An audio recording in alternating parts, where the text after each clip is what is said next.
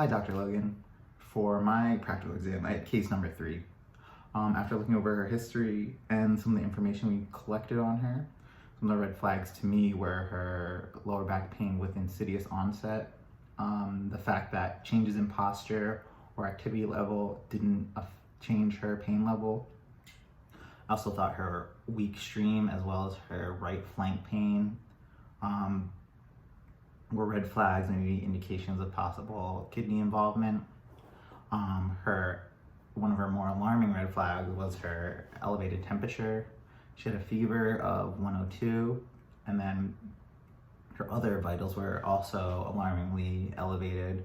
I thought those were red flags as well. She had a blood pressure of 140/90 and a heart rate of 95 beats per minute.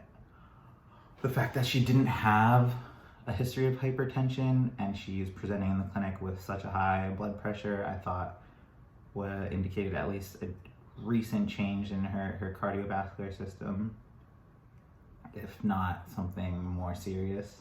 And then also she was taking ibuprofen. For me, one of the red flags is long-term NSAID use. Just in the case, it didn't really say how long she was taking ibuprofen for, so that might be something to further investigate.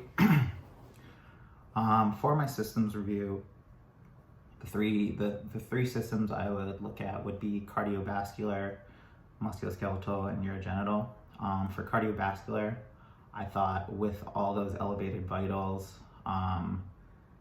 very important to look at her cardiovascular system, that high blood pressure putting her in stage 2 hypertension, and that 95 heart rate, as well as her elevated temperature.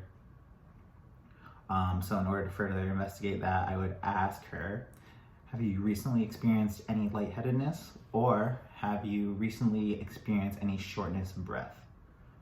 For musculoskeletal, I thought that the patient's back pain in combination with that limited range of motion to the right could indicate musculature in the area, especially since the pain was so localized. So in order to further investigate the musculoskeletal system, I would ask her if she has recently experienced any night pain, and has she recently experienced any pain with rest. My third system, being urogenital, was indicated to me by the right flank pain and the weak stream, like I said before, possible involvement of the kidneys or really any part of the urinary tract. So in order to further kind of question her about that, I would ask, have you recently experienced any pain or difficulty urinating? And then have you experienced any changes in frequency or volume of urination? So with all that in mind, especially that right flank pain, I think a lot of pathologies that originate in the abdomen can kind of maybe result in that right-sided pain, that back pain.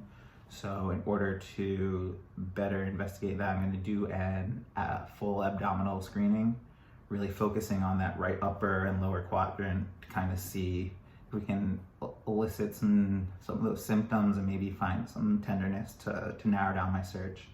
So here I go into the physical exam portion.